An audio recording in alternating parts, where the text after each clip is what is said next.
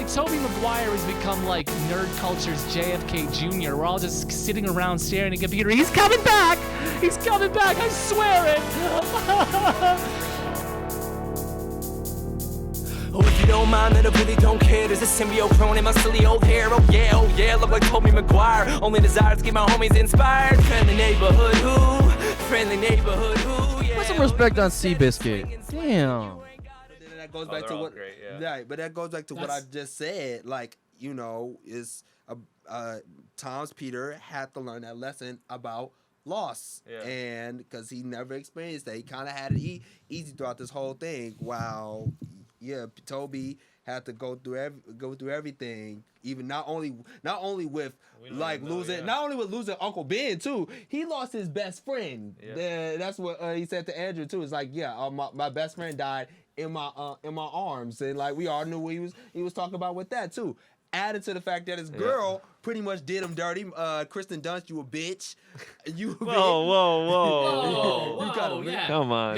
He was a dick. He was a dick too. Yeah, okay, he was a dick too. She should have dumped him. She did him If I danced my way to where my girlfriend worked and then shoved her to the ground, she would dump me, and I would deserve it. Both of them, both of them was fucked up, but still, Kristen Dunst, why you do my man dirty like that? Yeah, well, he had a symbiote fucking his shit up. She was just being. That's what I would tell.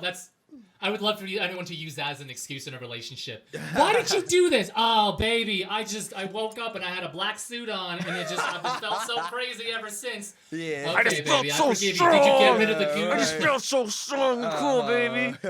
No, it's all good. It's all good. I just always felt like you mad, right? You mad at her. Because still, I just remember that. Why you do my man dirty like that? You like. Because he has to like learn having the a black lesson suit about is just loss. like doing a ton of steroids all the time. Right. But man, back to the thing. That was a great moment to just see them all just share that emotion. It's probably why she didn't come back. She's like, no, he doesn't deserve me. He doesn't deserve. Right, you see. That was the thing. I was hoping that was okay. So before we get to near the end here, that was a thing that got me about this movie, was that there was so much in it. Mm-hmm. I noticed it was so glaring what wasn't. Mm-hmm. So when the dudes go back, why isn't there a shot of MJ or Aunt May from The Amazing Spider-Man 2? Yeah. There was this really glaring lack of any of the women from the universes, and I wonder either they didn't ask them, or if they were just busy, or if they have other plans, like are they going to bring Spider-Gwen back, or are they going to do something else with Kirsten Dunst? Was she too busy being an Oscar-winning actress? Right. That's what I'm thinking. Best movie of the year. Right. So the way that these emotional scenes play out in the paper-thin Marvel universe that's so slight and thin, and it doesn't have the weight of like Raimi movies, and it's all against green screen. Yeah. But Andrew Garfield and Tobey are so good that they act against these green screens as if they're actually in these places in a way that I can't see a lot of actors doing. Exactly. I remember this story about Ian McKellen crying on the set of The Hobbit because he hates acting on green screens and he can't do it. Damn. I know people on the set of That would be hard. And the people of Star Wars hated acting on green screens, which is why they look all stiff, because they were bad at it. Yeah, if you can act when there's nothing there, that's extraordinary. Yeah. And the work that they put in on what's clearly a soundstage is incredible. Yes, absolutely. They're sitting there crying about these things. Yes. The script is very small. Yeah. And they're just referencing things but they put their whole weight into it, and it's incredible to watch. Yes. Right. They're probably just being described things. You know what I mean? Just vividly. Yeah. Maybe they saw some storyboards. Mm-hmm. Right, and then he just goes for it. Yeah. They're making the cures for all these villains because they want to cure all of them. And then they show up and they do magically. The point moment. Right. Yeah. Oh, we didn't catch it at first. We walked up being like, fuck, they didn't even do that. Right. Because they did that other really funny meme thing we forgot to mention where Norman Osborn's locked up. He's like, I'm so big of a Zod myself. Like, come on now. I'm sorry, right, which was cheap. On, there was so much cheap nostalgia baiting, but I liked it. That's like the biggest meme. Yeah. That's like the biggest meme. They had to do that. It was such a. I think that shows. If they didn't take that cheap punch, I would have been pissed. That ultimately shows how Marvel knows its fan base. He knows his fan base, and it's like most, like I said, people know and they love its fan base. Yeah, they love his fan base exactly. So in bringing Tobey, especially Tobey, bringing him back, it's like like we know that our audience are many people who grew up on those Tobey films and all that stuff. Yeah, and so doing it bringing him back in a way where you're also like playing with the fans and saying, oh, is it true or not? That's genius. And just to see the Amazing Spider-Man and Tobey Spider-Man get to hang out and talk. My favorite movie is when he cracks his fucking goddamn back. I love that moment too. Like it's so wholesome. And to be honest with you, I'll let Andrew Garfield help me out with some stuff. I'm sorry. I really have a man crush on Andrew Garfield now. Like I'm not a very I do too, but not like that. No, but just look. Yeah, it's all Nothing good. wrong with that. But yeah, no, that was a wholesome moment, and just seeing them connect too, because like I said, like even before, it's like when the Amazing Spider-Man came out, like I didn't really warm up to it at first because I was so used to Tobey, and like now it's a whole different thing. But it was just cool to see them talk and all that stuff. And then Tobey talking about, I had my bad back and all that stuff. It's not because of his age. It's because he's just been through a lot of shit. Dude, I just watched Spider-Man 2 because they had it on over Christmas. I think they were just referencing Spider-Man 2 at least 3 times. He falls directly on his back and goes, "Oh, my fucking back!" Yeah, and I'm gonna say that's from Spider-Man 2. Like I got back. He's like, I got back issues for years. Yeah, because like he lost his powers and they had to jump a leap of faith. And he just exactly, and then you gotta hang on a damn train and shit like that. That's literally going like over 1,000 miles per hour. Yeah, like bro, that's gonna fuck up your back for life, bro. Yeah. It's all from Spider-Man 2. Yep. Mm-hmm. I think it was a direct reference of just him going. Yeah, it's literally what they were talking about. Yeah. It's they went for the little tiny references because the script is so slight. The thing is so breezy. If it wasn't for all of these little references, and it's what I can focus on when I'm not watching it, because it is a movie of diminishing returns. Yes. Because if you watch it over and over again, you're like, oh, that's really dumb. But in the moment, all those references, every time I'm about to be like, this is stupid, you'd be like, I'm something of a scientist myself. This rules! Every time that would happen, and including like the backtracking thing. I'm like, this is... if nothing's happening and they're just bantering and they make a reference, I completely forget the fact that I'm watching a very thin movie. Yes. It's great. It's great. Yeah. It's really great. The momentum that they carried with all of that, they're smart. It's a really intelligently designed small thing. Mm-hmm. Yeah, definitely. Why do you call it small? I call it small because like when I think about the MCU aesthetic, there's something so weightless about it. Mm-hmm. There's something so thin about the entire affair. I don't think if everyone wasn't giving their A game, this movie would be bad. It would be bad like No Way Home was, or Far From Home was bad. It would be silly if not for all of these references, if not for bringing back all of these people and giving it their all. Because it is filled with ridiculous nonsense that doesn't make any sense. Yeah, and I don't know, but that's any comic movie. It makes me ask more questions. And it makes me ask more questions, and I am curious about the future. But if it wasn't like it wouldn't work if it wouldn't work if all of the elements weren't there. If Andrew wasn't there and only Tobey was there, it wouldn't have worked. If only Tobey was there and only Andrew was there, or like the other way around, it wouldn't have worked. If Alfred Molina couldn't make it, but Green Goblin could, it wouldn't have worked. Right. It literally took all of these people giving everything they all have. Yeah. Because the movie itself, like when I say small, I think so. You have all of these villains. You have the Sinister Six. You have Doc Ock. You have Green Goblin, right? Mm-hmm. You have all of these villains. Where does Spider-Man fight all these villains? In a condo. Does he fight them downtown? Is there any danger? Is there any cafes destroyed? Any trains destroyed? Any real stakes for the people of the city that these villains have been released? No. Right. Do I care while I'm watching it? Right. They're not like destroying this. They're not destroying the city. It didn't really. like which is I think it's a good thing. they were powerful enough to be an Avengers threat, but it didn't get to like that point where it was a worldwide Avengers threat. But here's the thing, I kind of like how it didn't like destroy the damn city. Cause you look at all the other Marvel films, especially like Captain America, he be fucking up every other building on the damn planet. Like bro, like but like motherfuckers the gotta Green pay for Goblin that. of all people, don't you want to see Spider-Man's flying around the city trying to get onto his glider as he like scrapes against buildings and scares the shit out of people?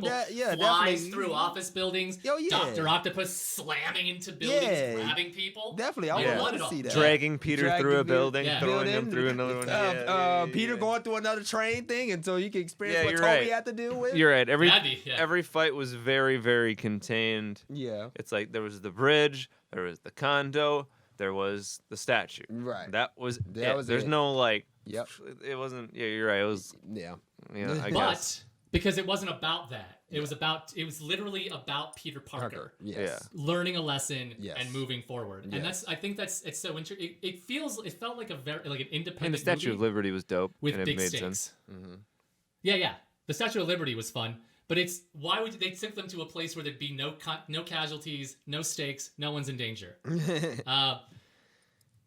It was still a great scene. Yeah, it's still fun watching them interact, cracking the back, and the thing with the web shooters is my favorite thing. Yeah. Again, we have to talk about Andrew Garfield, because Andrew Garfield gets redemption after he saves MJ. It's one of the most beautiful moments. Yeah, that scene. He gets redemption just for being the most fucking awesome, cheerful, most amazing actor. For real, really, Andrew Garfield is an MVP. All of his little remarks he makes, and I guess I'm Spider-Man 3. Spider-Man 3. Hell yeah. Then fucking, I love Tobey, like it's obviously fanfare just to be like, no, you are amazing, because everyone hates on him. Yeah. You know what I mean? Self-talk, man. You're say it with me. Yeah. You're amazing. Right, but it's also because it's like, the most highly revered and the most low revered being like, no, you are fucking just as good. Just respect everybody.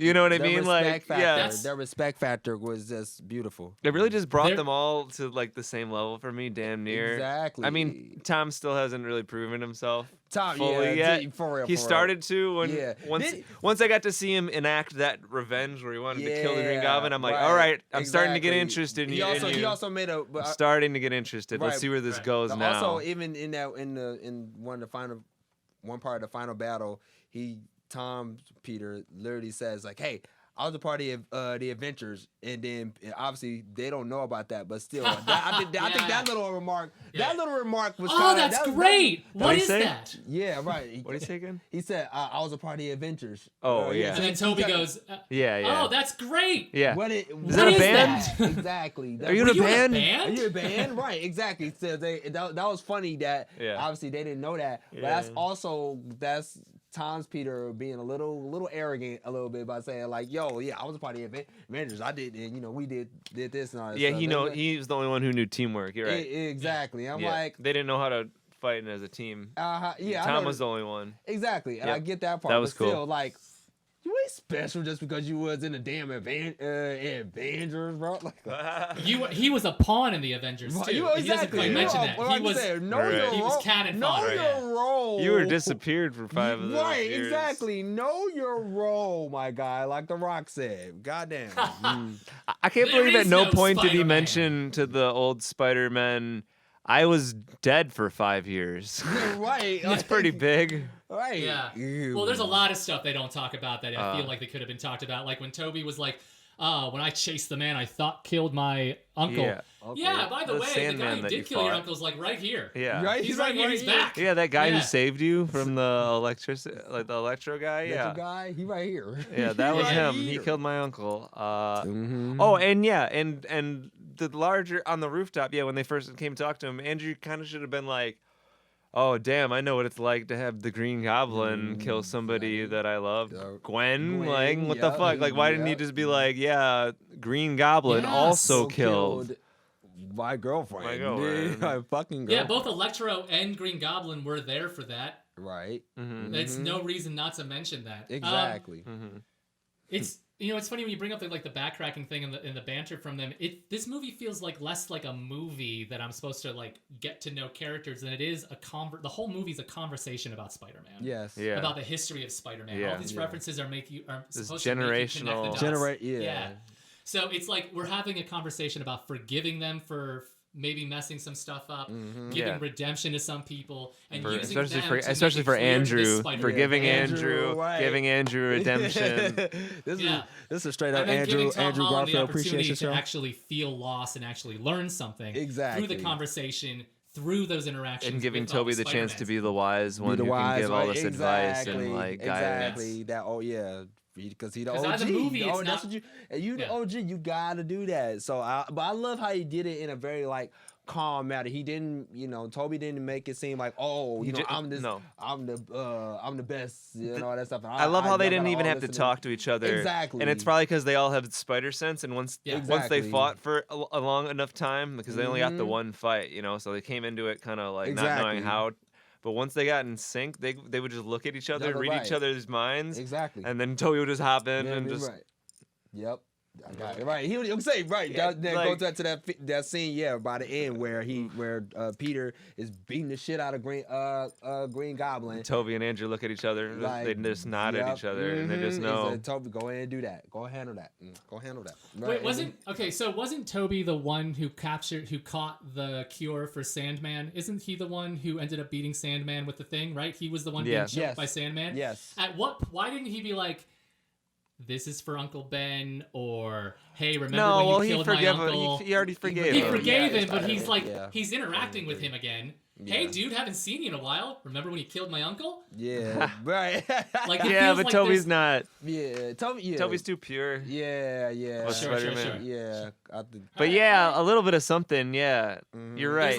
Just a little bit of familiarity. Yeah. Right. I agree with that. Yeah. And then Christian said they did with Doc Ock. That was a beautiful moment where they saw each other, and then they have the music, the actual theme from Spider-Man playing. But I was just pissed. I'm like, I wanted to see Doc Ock put the fear in Toby's eye one more time. One more time. Yeah. That's the thing.